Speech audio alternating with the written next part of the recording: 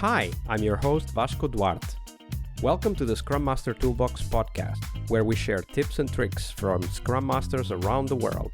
Every day, we bring you inspiring answers to important questions that all Scrum Masters face day after day.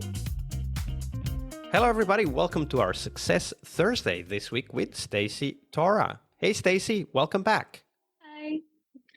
So Stacey, Thursday is Success Question Day, of course, but before we dive into that, do share with us, what's your favorite retrospective format and why?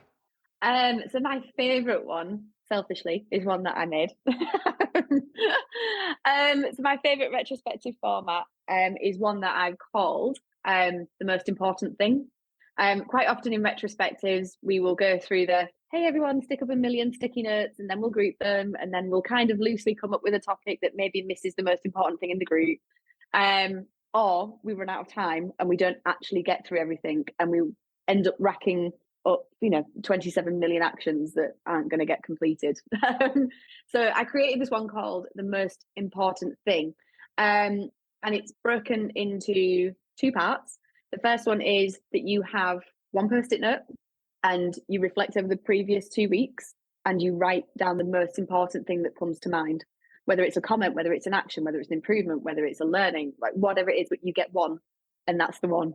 So this can be done as well in teams. If you end up with your delivery team, and then there might be some stakeholders in there in terms of your product owners, obviously not your external facing stakeholders, like the ones within the business.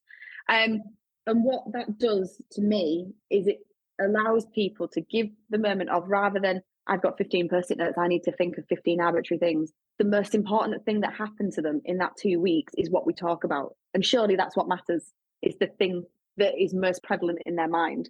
So the post-it notes go up. We have the sort of conversation of what is this about? What's this about? And then we allow people to do dot voting, and we take the top 3. So from retrospectives, the most amount of actions that I like to take out of a retrospective is 4.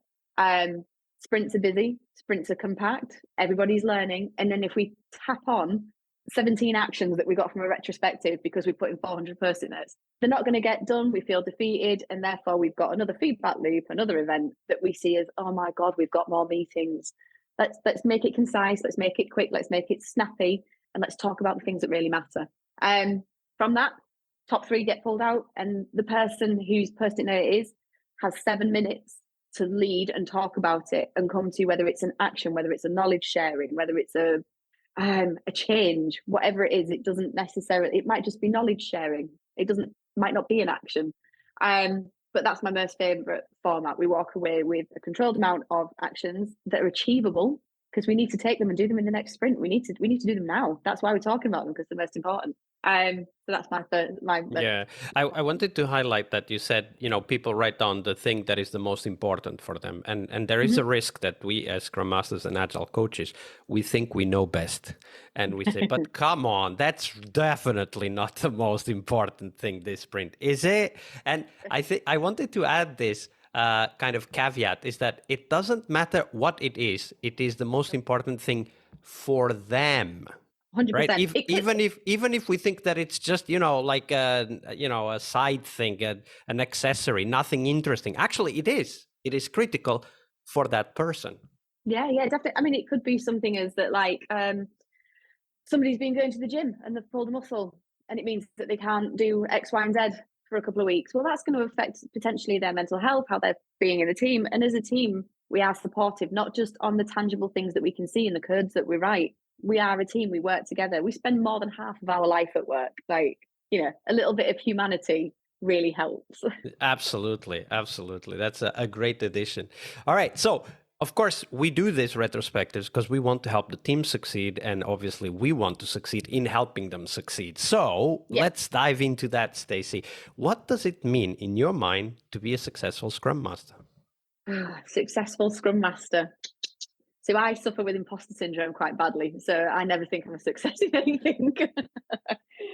But to me, if you would say a success as a Scrum Master or an Agile coach or a delivery lead or an Agile project manager, doesn't matter what title you give it, because depending what business you're in, you'll get called all sorts of things, is the people side of things. It's that you've helped. If I can just make one person's day a little bit easier then to me that day has been worth it. That's what success is. So whether it is unblocking something, whether it's sending an email because they're so busy, like to get something to move along, to remove any anxiety they might have about X, Y, and Z. For me, that's what success is just making somebody's day, just one person's day, a little bit better. Anything on top of that's an absolute bonus. But that's what I always strive for. So how do you go about evaluating this? Because obviously we might do things that we believe will make somebody's life easier, and it ends up doing the opposite, making it harder. I mean, just ask my partner, she would tell you. So how do you do that self-reflection? How do you go through that? So sort of like two-pronged really. So as you mentioned, there's an element of self-reflection that I'm really cautious and conscious about. I am somebody who looks introspectively quite a lot. Even with the language that I use parenting our 3-year-old daughter, you know, what's the impact that that's going to have? I am somebody who does overthink in those elements. But also, if I go down that on its own, to me, it needs to be a balance between the factual element of what happens. So if I feel that I've made somebody, you know, someone's day a little bit easier, more often than not, the way that I attribute my success in my own mind internally is through feedback, is speaking to that person. That person may come involuntarily ask that, but don't be afraid to gain feedback. That's how constructive feedback, not just willy-nilly fluffy feedback, constructive feedback. You know, did like person A, you were struggling with X, Y, and Z. How can I help you? What do you need me to do? You go and do X, Y, and Z. Close that feedback loop. All of what we do, a lot of it is about feedback loops, whether it's stand-ups, retrospectives, feedback. Close that loop. Did it make a difference? Did it make it easier for them? Ask them. Ask the question. Say, can you let me know?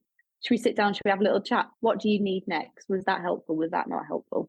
And then pairing that with my own thoughts of, okay, if I was to do that again, would I do something differently? Also, because one of those people you need to ask feedback from is yourself, right? Because first of all, I think the process is quite clear, right? Like you notice somebody who is perhaps having some struggles, whatever that might be, a blocker, an impediment, not having certain information they need, and you ask, you know, is there something I can do to help? If not, you know, maybe we can brainstorm together and figure out something. Then we do it, and then we ask for feedback. But there's another step which you alluded to already when you did the intro, which is our own feedback. I did that, but do I feel that was the right thing to do? Because maybe it did help that person, but then looking back and with the benefit of hindsight, having seen the consequences of what I did, I go like, it did help that person, but actually I might have taken away from that person's ability to ask for help from that other team the next time. Should I give them some feedback as well, right? And I think that those two aspects are important because we do work with people, and I think you already mentioned that, and I think it's beautiful. I want to highlight it. We need to also be self-reflective about how are we. It's not just helping; it's how we help, right? Because there is help that is permanent and stays, and there is help that is fleeting, temporary, and it doesn't stay, right? It's like the whole idea of teach a person how to fish instead of giving them a fish, right? And I think that aspect of self-reflection is super critical. So I would highlight that even further on that feedback. Yeah, definitely. And I think even not just about, you know, have I taken away their opportunity to learn or grow because I've done it for them, is, you know, as somebody, we're in roles where we help a lot of people. We need to make sure that we are self-fulfilled and that we're happy in what we're doing as well. Not just, okay, well, my job is to help people. Well, no, your job is also to be happy. Your job is also to do things that you enjoy. Your job is also to learn. So if, you know, if you're always asking people, okay, well, do you want me to go through Jira and sort your tickets out? They're going to say yes, because nobody likes doing that. But if you don't like doing it as well, then what you want matters just as much. Oh my God, this would be that balance between it all.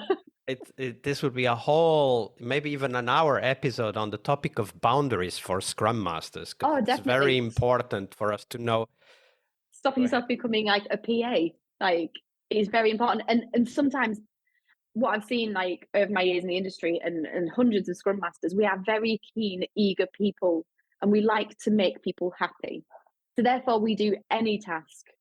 I don't do it anymore because I've been around the block a while. But yeah, for anyone new coming into the industry, like that boundary is really important, that just because there are arbitrary tasks to do that somebody doesn't want to do doesn't mean you have to pick them up, because you also still need to be fulfilling what you want to in your career and in your values and principles as well. Yeah, and that brings us to a self-reflection question that is very important. That can be done even after you help someone. You can ask the question, what I did, is that something I envisage the team doing in the future? Or is that something that I expect they will never do, so somebody else needs to do it, even if that somebody else is myself? Yeah. I mean, you don't want to set yourself up for single points of failure, do you? So if you're doing that self-reflection and more often than not, you're coming up with, oh, yeah, it's always going to have to be person, Scrum Master, coach. How do you educate the team so that they can take that into the team? Because the Scrum Master, we don't like single points of failure. It's not great for delivery that everybody's contained or earned something. And that's the same with us as well as Scrum Masters and coaches. Like, our goal should be that when we leave, we've left lasting value. It doesn't come with us. So if you're doing that self-reflection piece on helping people, and if you left, nobody would do it, well, you need to address that. Absolutely. Great point.